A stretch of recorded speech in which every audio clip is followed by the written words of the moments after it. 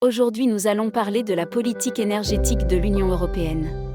L'énergie alimente nos maisons, nos véhicules, nos industries et notre économie dans son ensemble. Elle est donc essentielle pour le fonctionnement de notre société.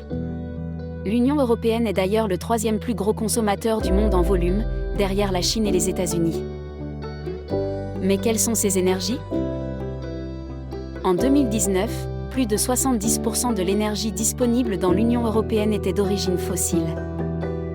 Formées à partir de la décomposition de matières organiques sur des millions d'années, elles sont considérées comme non renouvelables, c'est-à-dire limitées. Le nucléaire représentait à lui seul 13,1% de l'énergie brute disponible. Fabriqué à partir d'uranium, il est exploité par plusieurs pays européens. Si l'uranium est une ressource abondante, elle n'est toutefois pas inépuisable.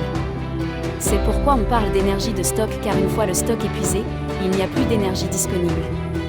En 2021, l'énergie renouvelable concernait plus de 21,8% de la consommation finale dans l'UE. Une énergie est dite renouvelable lorsqu'elle provient de sources que la nature renouvelle en permanence.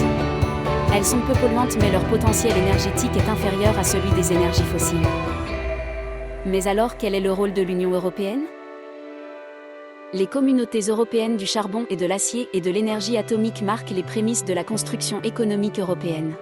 Aujourd'hui, chaque État dispose de son propre bouquet énergétique et dépend plus ou moins des approvisionnements extérieurs tels que la Russie et le Moyen-Orient.